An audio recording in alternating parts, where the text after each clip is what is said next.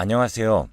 살다 살다 정말 이렇게까지 기막힌 일을 제가 겪게 될 줄은 꿈에도 몰랐습니다. 시간이 지나면 다 괜찮아진다고 이야기하던데 저는 괜찮아지기는커녕 갈수록 화만 나고 억울함만 늘어가네요. 제 답답하고 분통 터지는 사연을 이렇게 보내봅니다. 들어주셔서 정말 감사합니다.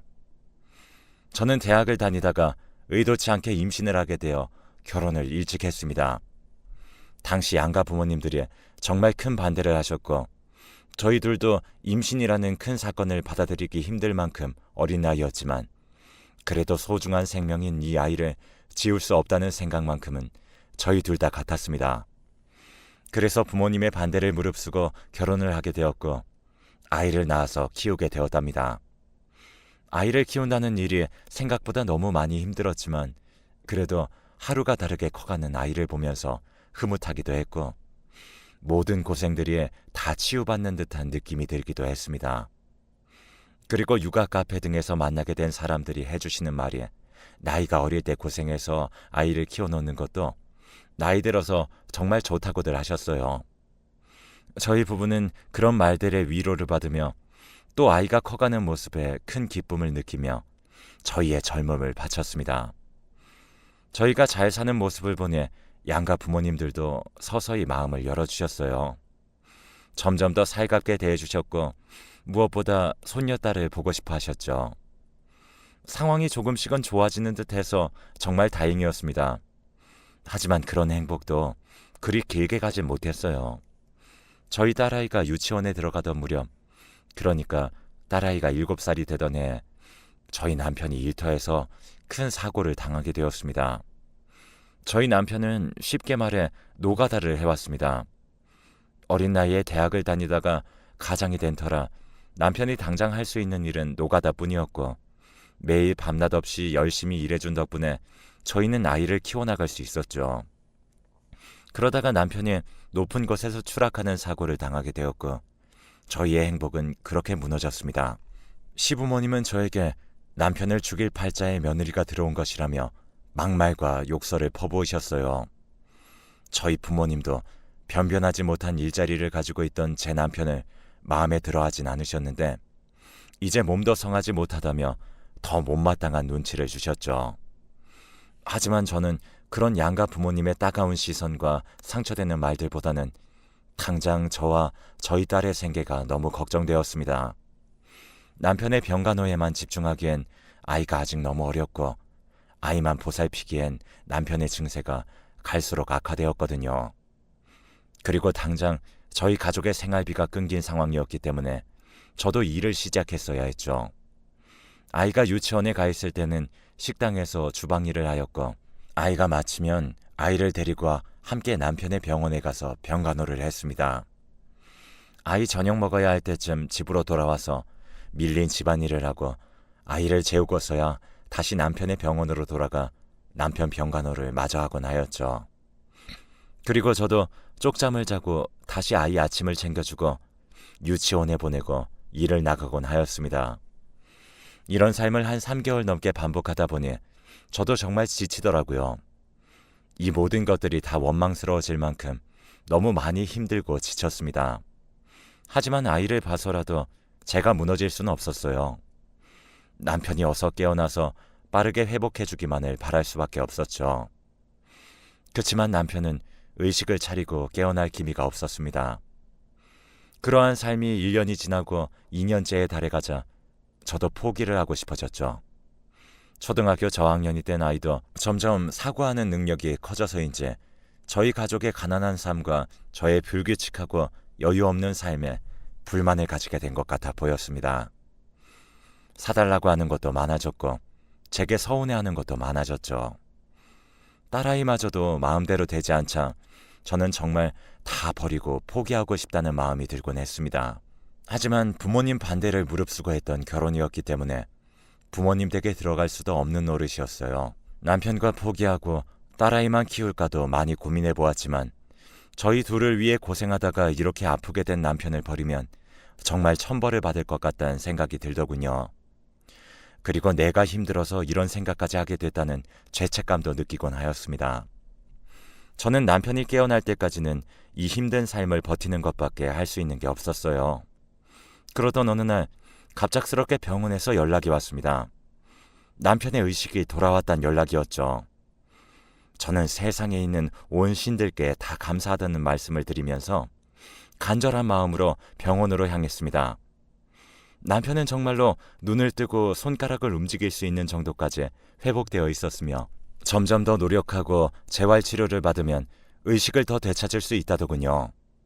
남편은 잘 이겨내고 있었어요. 너무나도 감사한 일이었고 그날 밤 남편의 손을 붙잡고 얼마나 울었는지 모릅니다.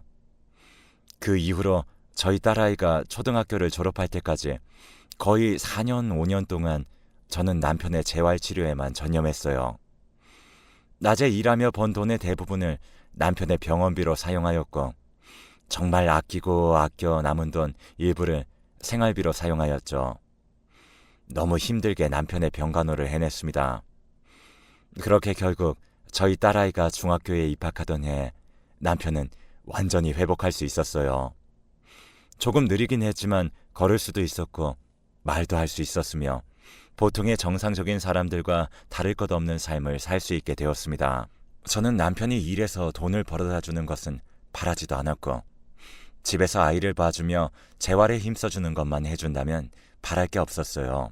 아이를 돌봐줄 수 있는 남편이 다시 건강해졌다는 것만으로도 너무 든든하고 큰 힘이 되었습니다. 저는 일을 늘리게 되었고 낮에는 여전히 식당 일을 했고 밤에는 저희 집 근처에 있는 술집에서 주방 일을 했어요. 하지만 그렇게 투잡을 뛰는 저를 걱정할까봐 남편에게는 자세하게 말하지 않았습니다. 그냥 친구가 일하는 회사에서 일한다고 이야기했고 지인을 도와주는 일이기도 하고 돈이 급하다고 하니 일을 많이 주어서 밤까지 일한다고 대충 둘러댔습니다. 남편은 그런 줄 알고 있었고 아이를 돌봐주는데 최선을 다해주었죠. 아니, 최선을 다하는 줄로만 알고 있었습니다. 어느 날 갑자기 아이가 제게 전화가 오더라고요. 아빠가 오늘 밤에 들어오지 않았는데 그러려니 하려다가 아빠 몸이 안 좋은 편이니까 혹시라도 무슨 일이 생길 수도 있으니 걱정돼서 제게 알린다고 했죠.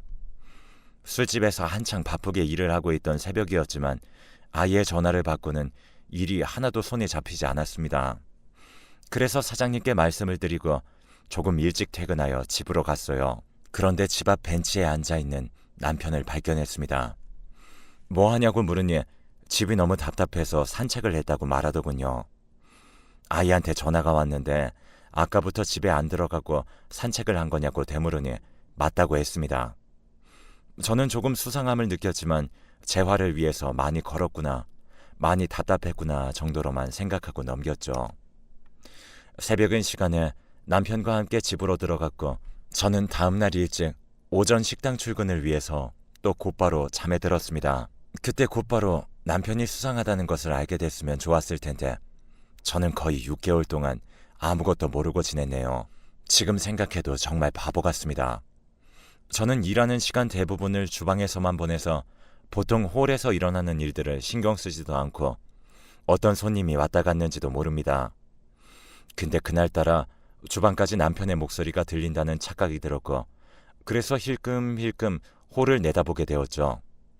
그렇지만 시야에 보이는 사람들 중 남편은커녕 남편을 닮은 사람도 없었기 때문에 그냥 아니구나 하고 넘겼습니다. 그러다가 음식물 쓰레기를 버리고 들어오는데 저희 술집 화장실 옆에서 어떤 남자와 여자가 같이 있는 장면을 보게 되었어요. 저는 빨리 들어가려고 했습니다. 근데 그 순간 문득 눈에 들어오는 것이 남자의 신발이었습니다. 저희 남편의 신발과 같은 신발을 신고 있었거든요. 저는 이게 무슨 일인가 싶어 그 남자를 자세히 보았고 처음에는 어두워서 잘 몰랐지만 보면 볼수록 그 남자는 저희 남편이 확실하더라고요. 그 당황스럽고 억장이 무너지던 순간에도 저는 증거를 남겨야겠다며 앞치마 주머니에서 휴대폰을 꺼내 사진을 찍었고 사진 찍는 소리에 그 둘이 뒤를 돌아보기 전에 저는 후다닥 서둘러 주방으로 들어왔습니다. 그리고선 서서히 정신이 들었죠. 저는 누구 때문에 이렇게 개고생을 하고 있는데 남편은 재활치료는커녕 바람이나 피고 있었다니 그 배신감에 몸이 떨려서 제대로 일을 할 수도 없었습니다. 집에 돌아와서도 온전한 정신으로 남편과 아이를 대하기 힘들었죠. 정말 세상이 다 무너져 내린 것만 같은 기분이 들더군요. 저는 지난 몇 년간 우리 가정을 지키기 위해서 어떤 노력도 해왔는데 말입니다. 그 배신감과 절망감이 너무 커서 며칠간 알아 누웠습니다. 남편은 제 속도 모르고 병간호를 또 열심히 해주더라고요. 앞뒤가 너무 다른 남편의 모습을 보면서 무섭기까지 했습니다. 며칠을 누워만 있으며 아프다 보니 갑자기 정신이 딱 들더군요. 언제까지 이렇게 당하고 바보같이 살 수만은 없겠다는 생각이 들었고 남편에게 복수해야겠다라는 생각이 번뜩 들었습니다. 그래서 한 번 더 정확한 증거를 잡아야겠다 생각을 했죠. 우리 가족을 위해서 열심히 일해온 건데 더 이상 제가 고생해야 될 이유를 느끼지 못했어요. 전 바로 모든 일을 그만뒀고 하루 종일 집에만 있었습니다. 남편이 뭐 하는지, 언제 나가는지, 집에서 폰으로 뭘 하는지 등등 남편을 주시하기 시작했고 저를 챙기는 데 집중했어요. 살면서 진짜 거의 몇십 년 만에 처음으로 저를 위해서 휴식을 하면서 하루를 채운다는 게 너무 오랜만의 일이라서 낯설기도 했지만 마냥 좋기도 했습니다. 남편의 바람으로 인해 괴롭기도 했지만 새 삶을 찾게 될 수 있을 것만 같단 조그마한 기대감도 가질 수 있게 되었죠. 그렇게 집에서 머물며 남편의 바람 정황을 잡기 위해 노력했던 저는 드디어 정확한 증거를 잡을 수 있게 되었습니다. 남편의 바람 상대는 남편의 재활치료사였거든요. 남편의 사진첩과 문자, 메신저 대화 내용을 통해서 다 알 수 있게 되었죠. 전 그 모든 것들을 다 사진으로 찍어 증거로 남겼습니다. 그렇게 모은 증거를 토대로 남편에게 이혼 서류를 내밀었어요. 처음엔 아니라고 끝까지 우기더니 제가 모든 사진들을 보여주니까 그제서야 인정을 하더라고요. 몸이 낫고 나니 못 해본 것들을 다 해보고 싶단 욕심이 들었고 재활치료를 하는 동안 너무 힘들었는데 힘이 되어주는 사람이 그 사람이어서 마음이 갔다고 했죠. 정말 기가 막힐 노릇이었어요. 재활치료를 받아 불륜을 저지르다니요. 남편 병원 비용부터 재활 비용까지 다 부담해내기 위해서 밤낮 없이 일한 건 저인데 말입니다. 저는 남편과 싸울 힘도 없었고 그냥 순순히 이혼을 해달라고 했습니다. 거의 평생을 혼자 벌어서 아이도 혼자 키워왔으니 아이도 제가 데려가겠다고 했죠. 대신 네가 바람펴서 이혼하게 된 것이니 나도 양육비나 위자료는 받아야겠다고 당당하게 요구했습니다. 남편은 내가 돈이 어딨냐며 제게 사정하기 시작했지만 전 단호하게 없으면 벌어서라도 내놓으라고 했죠. 바람필 몸은 있고 돈 벌 몸은 없는 게 말이 되냐며 엄청 화를 냈습니다. 남편은 결국 순순히 이혼을 해주더라고요. 한 달에 조금씩 양육비를 보내옵니다. 저는 남편의 바람을 알게 된 직후는 조금 힘들었지만 시간이 흐를수록 이혼을 한 게 나쁘진 않다는 생각이 들더군요. 그렇게 저도 아이도 빠르게 회복해가고 있었죠. 일을 그만뒀었던 식당에서도 다시 연락이 와서 곧바로 다시 일을 하게 되었습니다. 식당에서 저만큼 일 잘하는 사람이 없다며 다시 일 구할 생각이 있을 때 연락 달라고 전화가 왔고 저는 냉큼 하겠다고 했습니다. 주방에서 일을 하게 될 줄 알았는데 제가 일을 그만두게 된 사정을 들으신 사장님께서는 제게 새로 오픈하게 될 식당의 매니저 역할을 맡아달라고 했어요. 주방과 홀 전체를 관리하고 담당하는 매니저로 직원 채용이나 급여 관리도 제게 맡기겠다고 하셨죠.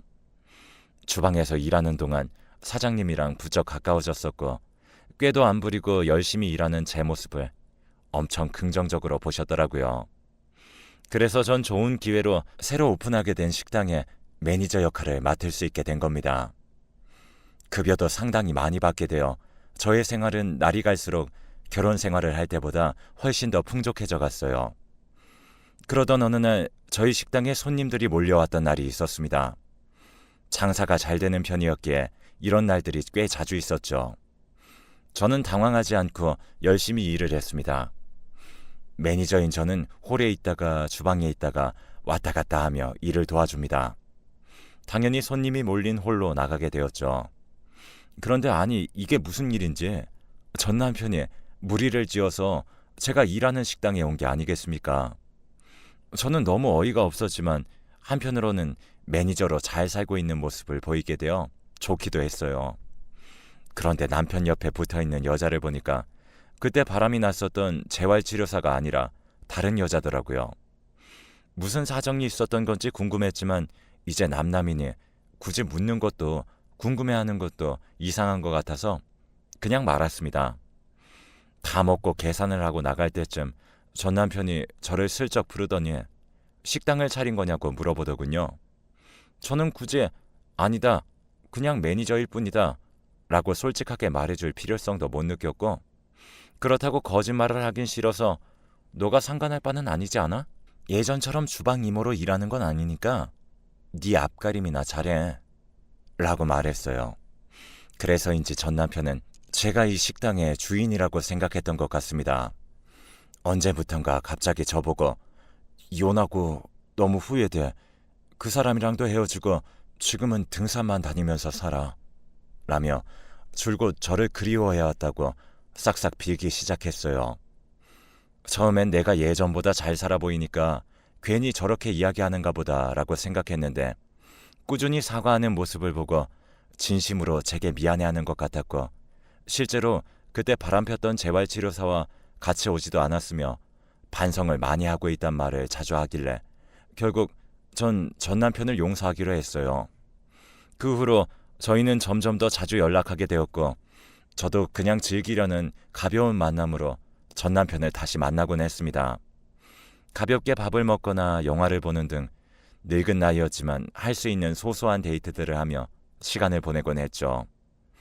한때 같이 살던 사이였어서 그런지 서로가 뭘 싫어하는지도 잘 알아서 데이트할 때 딱히 피곤해지거나 어려워지는 상황도 거의 없었습니다.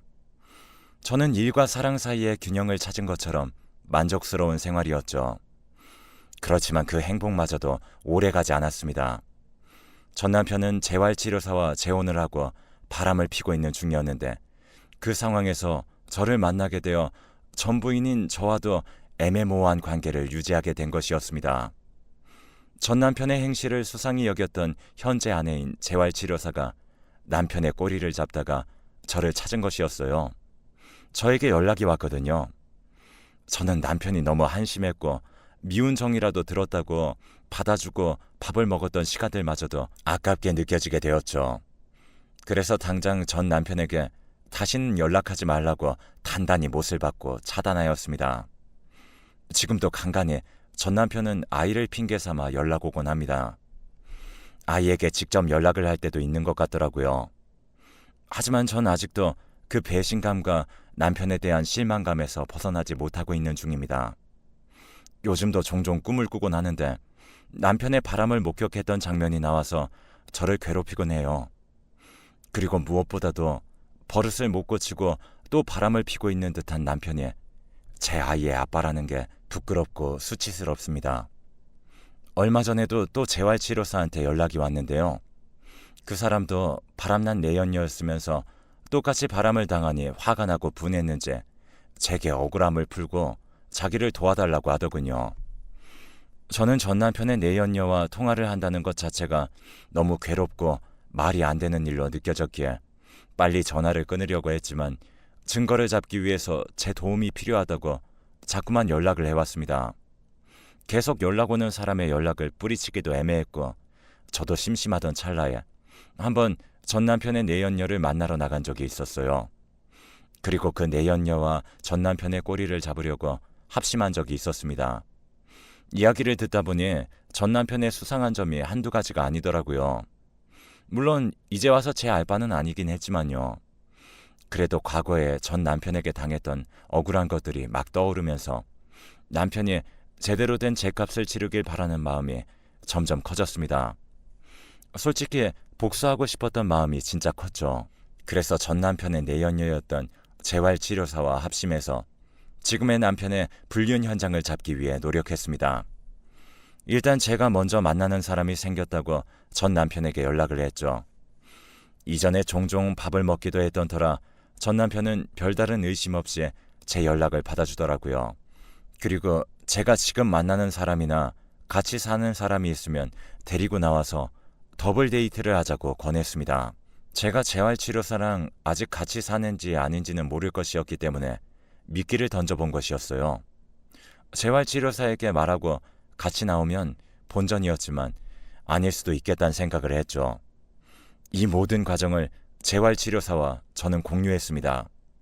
그리고 더블 데이트를 하기로 했던 날 전 남편은 정말 충격적이게도 현 아내였던 재활치료사가 아닌 다른 여자를 데리고 약속 장소에 등장하더라고요. 누구냐 물으니 만난 지 2년 정도 된 여자친구고 현재는 결혼은 안 했다고 시치미를 뚝 뗐습니다. 저는 그 모습에 한 번 더 충격을 받았어요. 그리고 증거 사진들을 모두 모아서 재활치료사에게 보내주었죠. 그 이후로 지금까지 전 남편과 연락을 안 하고 재활치료사의 연락마저도 받지 않고 있습니다. 요즘은 뭐하고 사는지 모릅니다만 아직도 정신을 못 차렸지 않을까 추측해봅니다. 평생 그이의 회복을 위해 일해온 제 시간이 너무 아깝고 제 인생이 너무 억울한 것만 같아 갈수록 화만 커지네요. 제 이야기를 들어주셔서 너무 감사드립니다. 앞으로는 제가 점점 더 행복해질 수 있게 응원해주세요. 감사합니다.